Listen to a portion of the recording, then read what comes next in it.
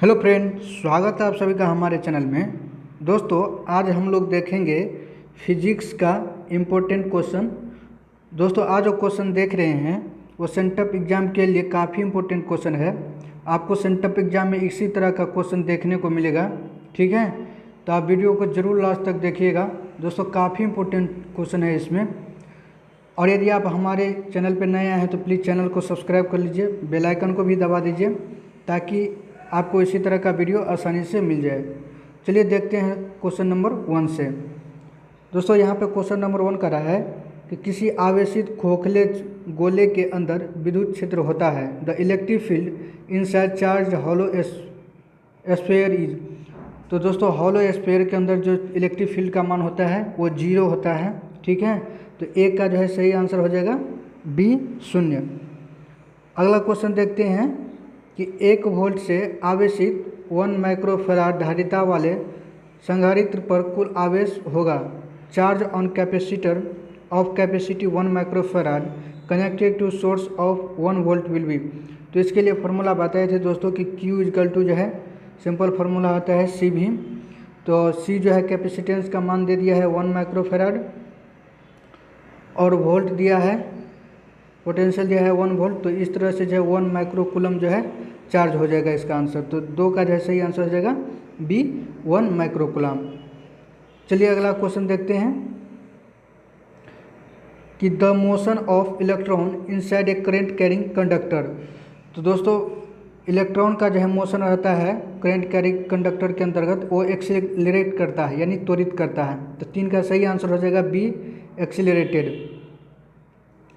अगला क्वेश्चन देखते हैं कि किलोवाट घंटा मात्रक है। किलोवाट घंटा दोस्तों किसका यूनिट है? वो इलेक्ट्रिकल एनर्जी का जो है यूनिट है, यानी जो भी इलेक्ट्रिक एनर्जी कंज्यूम होता है तो उसका जो एनर्जी को हम किलोवाट घंटा में मापते हैं। तो इस तरह 4 का जो है सही आंसर हो जाएगा बी, इलेक्ट्रिक एनर्जी। अगला क्वेश्चन देखते हैं कि Lenz law associated with the principle of conservation. तो लेंज लॉ दोस्तों एनर्जी कंजर्वेशन से रिलेटेड है। तो 5 का सही आंसर होगा सी, एनर्जी कंजर्वेशन या ऊर्जा संरक्षण के सिद्धांत पर आधारित है लेंज लॉ। चलिए अगला क्वेश्चन देखते हैं। मुक्त आकाश का परावैद्युता का मान होता है permittivity of the free sphere. दोस्तों, जिसको हम एप्सिलॉन नोट से सूचित करते हैं, इसका मान होता है 8.85 इंटू 10⁻12। यहाँ पे फैराड पर मीटर दिया है तो 8 का जो है 6 का जो है सी जो है सही आंसर हो जाएगा 8.85 इंटू 10⁻12 फैराड पर मीटर। चलिए अगला क्वेश्चन देखते हैं। अगला क्वेश्चन है दोस्तों कि a capacitor of capacitance 15 microfarad is charge with 10 volt the energy of capacitor. तो स्टोर एनर्जी को बताना है दोस्तों। तो इसके लिए फार्मूला होता है E equal to half CV²। तो हाफ C का मान कितना दिया है 50 माइक्रोफैराड, ठीक है। तो माइक्रो को हम 10⁻⁻6 लिख सकते हैं और V² मतलब 10 इंटू 10। तो इस तरह से अगर आप निकालेंगे तो हो गया टोटल 10 के पावर 3 और 6 में से 3 गया तो -3 और ये 25। तो 2.5 इंटू 10⁻³ जूल जो है दोस्तों इसका सही आंसर हो जाएगा, यानी 7 का सही आंसर हो जाएगा बी, 2.5 इंटू 10⁻³ जूल। अगला क्वेश्चन देखते हैं कि Van de Graaff generator is a machine which generate. दोस्तों, वान डी ग्राफ जनरेटर एक मशीन है जिसका यूज हम लोग करते हैं हाई वोल्टेज और हाई डीसी करंट को उत्पादन करने के लिए, ठीक है। यानी ये लो करंट लो वोल्टेज से ये हाई करंट, उसको हाई करंट और हाई वोल्टेज में कन्वर्ट कर देता है। तो इस तरह 8 का जो है सही आंसर हो जाएगा C, both high current and high voltage. अगला क्वेश्चन है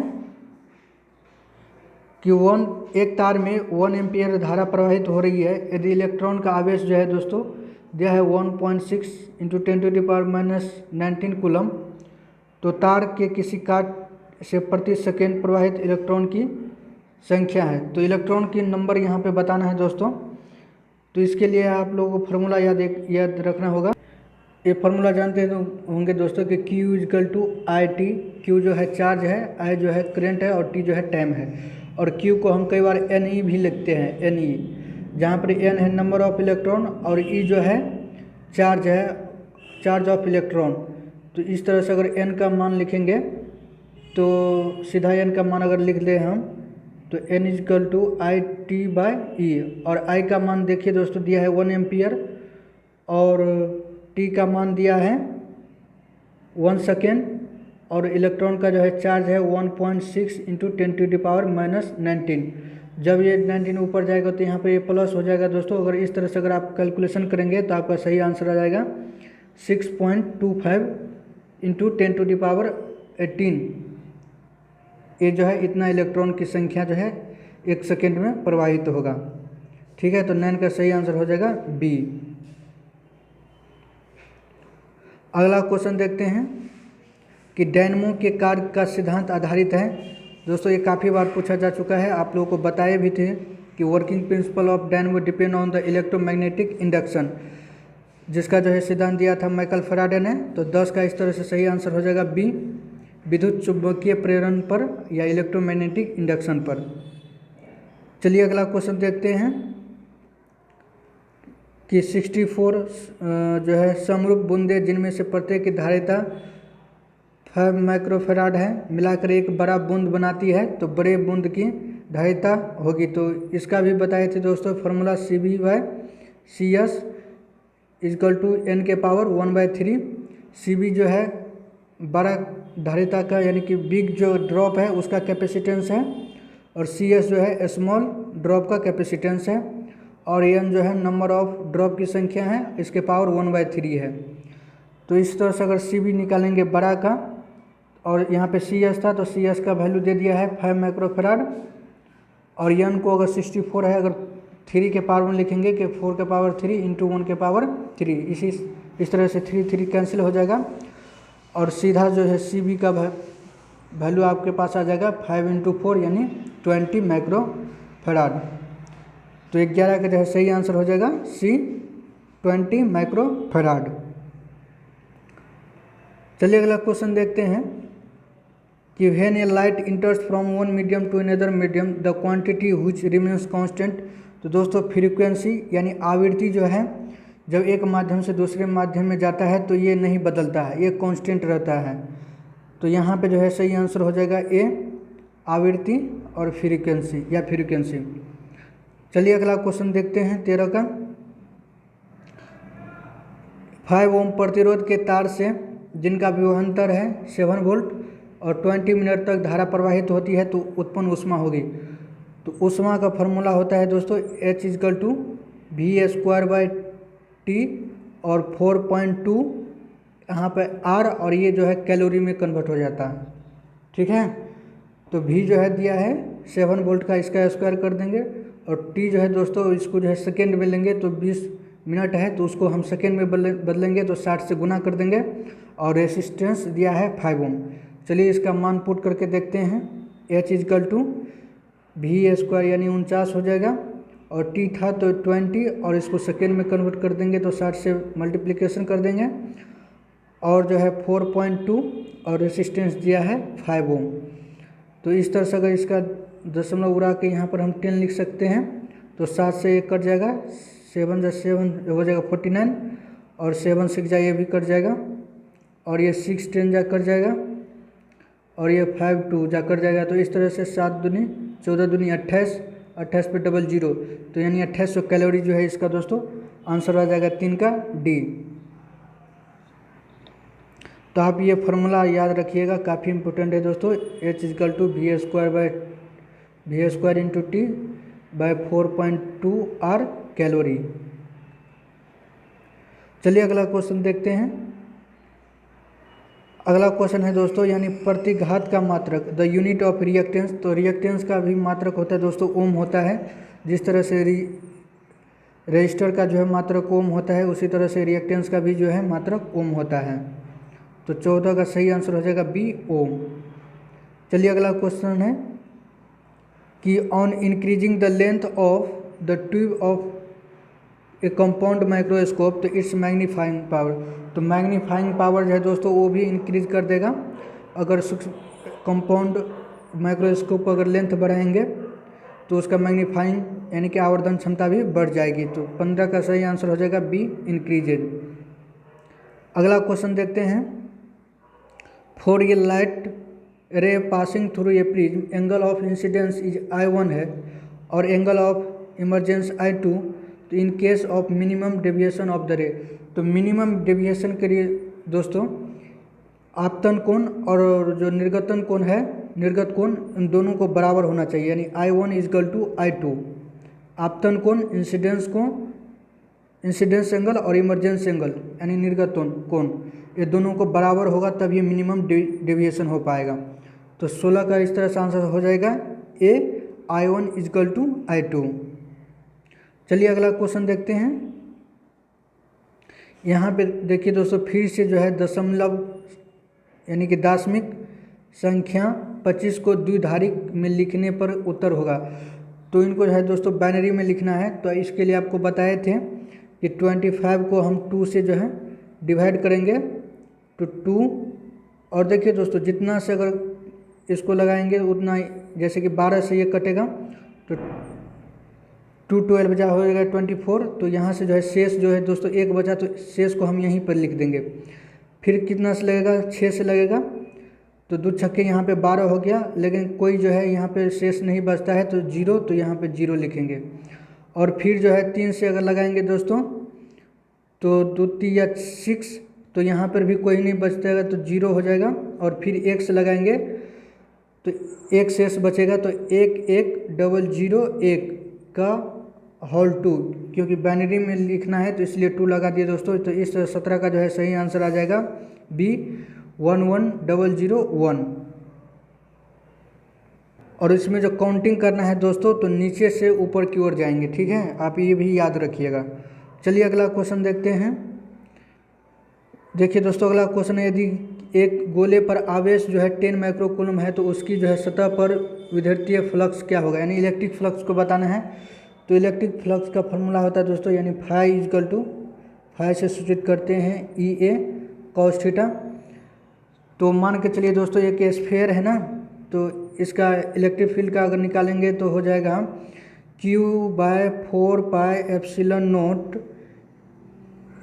इंटू R² है, और एरिया जो है स्फीयर का होता है दोस्तों πr², ठीक है। तो ये यहाँ से 4πr² जो है इसका क्षेत्रफल होता है दोस्तों स्फीयर का। तो यहाँ से R² कैंसिल हो गया और बच गया 4πε0। तो इसको हम k लिख सकते हैं दोस्तों, क्योंकि k इजकल टू जो होता है वो होता है 4πε0। तो यहाँ से हो जाएगा Q/4πr², तो कैंसिल हो गया था, केवल 4π बचेगा। और Q को हम लिख सकते हैं इसका मान दोस्तों 9 × 10⁹, और चार्ज का मान दिया है आपका 10 माइक्रोकूलम। तो 10 और माइक्रो के लिए हम लिख सकते हैं 10⁻⁻6 और 4π।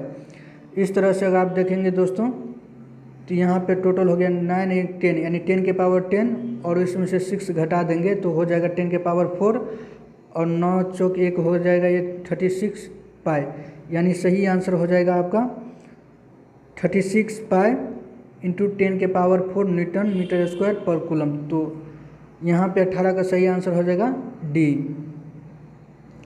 चलिए अगला क्वेश्चन देखते हैं कि which series falls in visible region of hydrogen spectrum. तो विजिबल रीजन दिखलाता है दोस्तों बाल्मर सीरीज। बाल्मर सीरीज जो है दोस्तों विजिबल रीजन में आता है। तो 19 का सही आंसर हो जाएगा डी, बाल्मर सीरीज। चलिए अगला क्वेश्चन देखते हैं। प्रकाश किरणें के तीखे कोण से मुड़ने की घटना को क्या कहते हैं दोस्तों? उसको तो है विवर्तन यानी डिफ्रैक्शन बोलते हैं। जब किसी एज से दोस्तों बेंडिंग, लाइट का बेंडिंग हो जाता है यानी मुड़ जाता है, तो उस घटना को हम डिफ्रैक्शन यानी विवर्तन कहते हैं, हिंदी में विवर्तन। तो इस तरह 20 का जो है सही आंसर हो जाएगा ए। चलिए अगला क्वेश्चन देखते हैं। यहाँ पे क्वेश्चन है दोस्तों कि दिए गए में परिपथ खंड में ए और बी के बीच जो है समतुल्य धारिता बताना है, यानी इक्विवेलेंट कैपेसिटेंस को बताना है तो सिंपल है दोस्तों, ये दोनों पैरेलल में है तो सीधा जुट जाएगा, क्योंकि एक कैपेसिटर है जो रेसिस्टेंस का ठीक उल्टा होता है। तो यहाँ पे 3 दूनी कितना हो जाएगा 5 माइक्रोफैराड। और दोस्तों ये जो है फिर पैरेलल में आ गया, ये दोनों जो है सीरीज में आ गया। तो सीरीज के लिए जो है सी इक्विवेलेंट हो जाएगा C1 into C2 by C1 plus C2, यानी 5 इंटू 4 प्लस 5 प्लस 4। तो इस तरह से 20/9 जो है माइक्रोफैराड इसका सही आंसर हो जाएगा, यानी 21 का C 20/9 माइक्रोफैराड। चलिए अगला क्वेश्चन देखते हैं। The relation between geometrical length and magnetic length, चुंबक के ज्यामितीय लंबाई और चुंबकीय लंबाई में संबंध होता है। तो LM यानी LM जो है दोस्तों ये चुंबक की लंबाई है, तो इसका सीधा आंसर होता है 6/5। 6/5 LG इसका जो है सही आंसर होगा, यानी कि ज्यामितीय लंबाई जो है 6/5 गुना जो है ज़्यादा होता है इससे LM, यानी चुंबकीय लंबाई जो होता है दोस्तों वह ज्यामितीय लंबाई का 6/5 गुना ज़्यादा होता है। ठीक है, 6/5 गुना होता है ज्यामितीय LG का। तो इस तरह 22 का जो है सही आंसर हो जाएगा A, यानी LM = 6/5 LG। अगला क्वेश्चन देखते हैं कि पानी तथा कांच का अपवर्तनांक क्रम से इतना दिया है दोस्तों। कांच से पानी में जाती हुई एक प्रकाश की किरणें की क्रांतिक कोण क्या है, यानी क्रिटिकल एंगल को बताना है दोस्तों, जिसका रिफ्रैक्टिव इंडेक्स दिया है।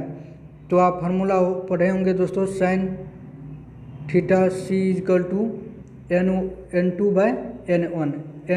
N2 जो है रेयर मीडियम के लिए है। ठीक है, तो रेयर मीडियम में जिसका जो है अपवर्तनांक कम होता है, और N1 जो है डेंसर मीडियम है, यानी संघन मीडियम होता है दोस्तों, जिसका मान ज़्यादा होता है। तो इस तरह से अगर sin1 इस तरह से दोस्तों sin थीटा C जो है N2 का मान हो जाएगा 4/3, और बाई N1 को अगर लिखेंगे तो 3/2। तो इस तरह से 4/3 अगर उसको कन्वर्ट कर देंगे तो 2/3, यानी 8/9। 8/9 यानी थीटा C जो है क्रिटिकल एंगल का मान हो जाएगा sin इनवर्स 8/9। तो 23 का जो है सही आंसर हो जाएगा D। चलिए अगला क्वेश्चन देखते हैं कि in Young's double slit experiment if the wavelength of light is double then fringe width will be. तो दोस्तों फ्रिंज विड्थ में यानी फ्रिंज की चौड़ाई में और यंग वेवलेंथ में तरंगदैर्घ्य में जो है डायरेक्टली रिलेशन होता है, डायरेक्टली प्रोपोर्शनल होता है। अगर लेंथ को तरंगदैर्घ्य को वेवलेंथ को अगर दोगुना कर देंगे तो फ्रिंज की चौड़ाई भी दोगुना हो जाएगी। तो इस तरह से जो है 24 का सही आंसर हो जाएगा B, दोगुनी यानी डबल। चलिए अगला क्वेश्चन देखते हैं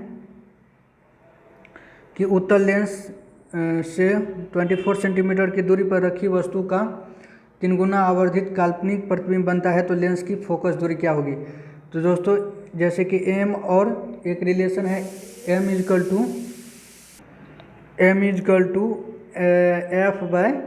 F + U। M जो है जिसका आवर्धन है दोस्तों, F जो है फोकल लेंथ है, और U जो है वस्तु का दूरी है। तो यहाँ पर इस तरह से अगर मान पुट करेंगे तो M के जगह तिगुना है तो 3, और F निकालना है हमको, और U जो दिया है 24 सेंटीमीटर दिया है। तो इसका अगर करेंगे तो 3F + 72 और ये = F। तो इस तरह से जो है सही आंसर हो जाएगा दोस्तों 2F = 72, और यहाँ से 36 जो है दोस्तों अगर निगेटिव में आ जाएगा तो मोड लगा देंगे, क्योंकि फोकल लेंथ दूरी जो है निगेटिव में नहीं होता है। तो इस तरह से जो है फोकल लेंथ आ जाएगा 36 सेंटीमीटर। 25 का जो है सही आंसर हो जाएगा B, 36 सेंटीमीटर। चलिए अगला क्वेश्चन देखते हैं कि the necessary condition for resonance in LCR circuit. तो LCR सर्किट में दोस्तों रेजोनेंस के लिए जो है कंडीशन होता है वो ω/L = 1/ωc। 26 का सही आंसर हो जाएगा A। अगला क्वेश्चन है दोस्तों कि एक परिपथ के प्रत्यावर्ती धारा का व्यंजक इस तरह दिया है तो इस प्रत्यावर्ती धारा की आवृत्ति क्या होगी। तो देखिए दोस्तों यहाँ पर ओमेगा का फार्मूला होता है 2πf। एफ जो है दोस्तों फ्रीक्वेंसी है और यहाँ पे हमको फ्रीक्वेंसी को ही बताना है। और ओमेगा की जगह कितना होता है दोस्तों, अगर लिखेंगे इसको तो I cos ओमेगा टी, तो ओमेगा का जगह दिया है 100π और यहाँ पे है 2πf। तो 100π में अगर 2π से भागा दे देंगे तो यहाँ पे आ जाएगा 50 हर्ज, यानी कि फ्रीक्वेंसी हो जाएगा इसका 50 हर्ज। तो 27 का सही आंसर हो जाएगा बी 50 हर्ज। अगला क्वेश्चन है कि बूस्टर का नियम, तो बूस्टर का नियम बताए थे दोस्तों कि म्यू इक्वल टू होता है 10 IP, तो 28 का सही आंसर हो जाएगा सी। अगला क्वेश्चन कि बीटा डीके प्रोड्यूस, तो बीटा डीके जो है प्रोड्यूस करता है आइसोबार का दोस्तों। आइसोबार वो होता है जिसका जो है एटॉमिक मास जो है सेम रहता है। तो 29 का जो है सही आंसर हो जाएगा ए आइसोबार यानी समभारी। अगला क्वेश्चन है कि which of the following has the shortest wavelength. दोस्तों एनर्जी जैसे कि E इजकल टू SC/λ, तो जिसका एनर्जी ज़्यादा होगा उसका वेवलेंथ जो है मिनिमम होगा। तो एनर्जी सबसे ज़्यादा जो होता है दोस्तों गामा रे का होता है, तो इसीलिए इसका जो है वेवलेंथ जो है कम होगा। तो यहाँ पे जो है सही आंसर हो जाएगा सी गामा रे। अगला क्वेश्चन है कि the relation between de Broglie wavelength and momentum, तो डी ब्रॉगली वेवलेंथ और मोमेंटम क्या है दोस्तों, लैम्डा इजक्वल टू h/p, और p जो है मोमेंटम है, लैम्डा है वेवलेंथ है और h जो है प्लैंक्स कांस्टेंट है। तो इस तरह जो इसका जो है सही आंसर हो जाएगा 31 का D lambda equal to h/p, sorry lambda equal to h/p, तो बी होगा इसका आंसर दोस्तों, लैम्डा इजक्वल टू h/p। चलिए अगला क्वेश्चन देखते हैं कि core of transformer is made of, तो ट्रांसफार्मर का कोर जो बना होता है दोस्तों वो सॉफ्ट आयरन नरम लोहे से बना होता है। तो 32 का सही आंसर हो जाएगा ए सॉफ्ट आयरन। अगला क्वेश्चन है which of the following is not accelerated by electric field. दोस्तों इलेक्ट्रिक फील्ड में एक्सीलरेट करने के लिए चार्ज होना जरूरी है, लेकिन यहाँ पे देखिए दोस्तों प्रोटॉन पे भी चार्ज होता है, अल्फा पार्टिकल पर होता है, इलेक्ट्रॉन पे भी चार्ज होता है, लेकिन न्यूट्रॉन जो है दोस्तों चार्जलेस पार्टिकल है, न्यूट्रॉन पे कोई चार्ज नहीं होता है, इसीलिए जो है ये एक्सीलरेट यानी त्वरित नहीं करेगा। तो 33 का सही आंसर हो जाएगा बी न्यूट्रॉन। अगला क्वेश्चन देखते हैं कि दो परमाणु की परमाणु संख्या का अनुपात इतना है तो उनकी नाभिकीय त्रिज्या का अनुपात होगा। तो ए इजकल टू, दोस्तों यहाँ पे परमाणु संख्या नहीं, यहाँ पर परमाणु भार होना चाहिए। तो इसका सीधा फार्मूला होता है A1 is equal to A1/A2 is equal to R1/R2 के पावर 1/3। तो यहाँ पे हमको पूछ रहा है दोस्तों त्रिज्या का अनुपात, तो R1 इजकल टू R2 होता है A1/A2 का पावर 1/3। तो अगर 27 को अगर लिखेंगे 3 के पावर के रूप में दोस्तों, तो 3 के पावर 3 हो जाएगा और इस तरह से 3 कैंसिल हो जाएगा, तो 1 का पावर 1/3 हो जाएगा इसका राइट आंसर, यानी कि 34 का सही आंसर हो जाएगा ए 1/3। इसका त्रिज्या का अनुपात होगा 1/3 होगा। यहाँ पे दोस्तों एटॉमिक मास होगा। चलिए अगला क्वेश्चन देखते हैं कि भूतरंगे की आवृत्ति होनी चाहिए the frequency range for ground wave. तो ग्राउंड वेव के लिए दोस्तों होता है 3 मेगाहर्ट्ज से लेकर 30 मेगाहर्ट्ज तक जो है उसका फ्रीक्वेंसी रेंज होता है ग्राउंड वेव का। तो यहाँ पे सही आंसर यहाँ पे बैठता है 35 का सी मोर देन जो है 10 के पावर 5 मेगाहर्ट्ज। अगला क्वेश्चन है कि work done in deflecting in electric dipole through angle theta parallel to electric field is uniform electric field. तो यहाँ पे वर्क डन बताए थे फॉर्मूला आप लोगों को दोस्तों कि वर्क डन इक्वल टू होता है PE into 1 minus cos theta. तो 36 का सही आंसर हो जाएगा ए। अगला क्वेश्चन है कि the majority current carrier in N type semiconductor. तो एन टाइप सेमीकंडक्टर में है दोस्तों मेजॉरिटी इलेक्ट्रॉन होता है, जो है करंट कैरिंग कैरियर ज़्यादा से ज़्यादा इलेक्ट्रॉन के थ्रू होता है, ठीक है। तो 37 का सही आंसर हो जाएगा ए इलेक्ट्रॉन। अगला क्वेश्चन है which of the following has maximum penetrating यानी वेधन क्षमता किसका ज़्यादा होता है दोस्तों। तो वेधन क्षमता जो है गामा रे का, क्योंकि सबसे हाईएस्ट एनर्जी इसी के पास होता है, तो ये आसानी से किसी भी मेटल को भी छेद देता है, पतले मेटल को। तो इस तरह से जो है 38 का सही आंसर हो जाएगा डी, गामा रे। इसके साथ जो है वेधन क्षमता दोस्तों, इसमें जो है वेधन क्षमता काफ़ी अधिक होता है गामा रे में, लेकिन इसका कारण जो है इसका वेवलेंथ कम होता है। 38 का सही आंसर हो जाएगा डी। चलिए अगला क्वेश्चन देखते हैं कि ए न्यूक्लियस ऑफ एलिमेंट जिसका दोस्तों एटॉमिक मास दे दिया है 202 यानी 202, एटॉमिक नंबर दिया है 84, emit alpha particle then beta particle, the atomic number of resultant nucleus. दोस्तों जब अल्फा पार्टिकल निकलता है, ठीक है, जब अल्फा पार्टिकल निकलता है तो एटॉमिक नंबर जो है 2 से घट जाता है, और मास नंबर यानी एटॉमिक मास जो है वो 4 से घट जाता है, और बीटा का निकलने से 1 जो है इंक्रीज कर जाता है एटॉमिक नंबर। तो इस तरह से 84 में से अगर अल्फा पार्टिकल निकालने पर 2 तो घट जाएगा 2 एटॉमिक नंबर, तो हो जाएगा 82। लेकिन बीटा भी निकलता है तो 1 जुड़ जाएगा, तो इस तरह से 83 जो है इसका राइट आंसर हो जाएगा, यानी एटॉमिक नंबर इसका हो जाएगा 83। चलिए अगला क्वेश्चन देखते हैं कि पूर्ण तरंगी दृष्टिकरण में यदि निवेश आवृत्ति 50 हर्ज हो तो निर्गम आवृत्ति कितना होगा। जब टोटल रिफ्लेक्शन होता है दोस्तों, टोटल वेव रिफ्रैक्टिव होता है, तो इनपुट जो है तो आउटपुट का डबल हो जाता है, यानी आउटपुट जब होता है तो इनपुट का डबल हो जाता है।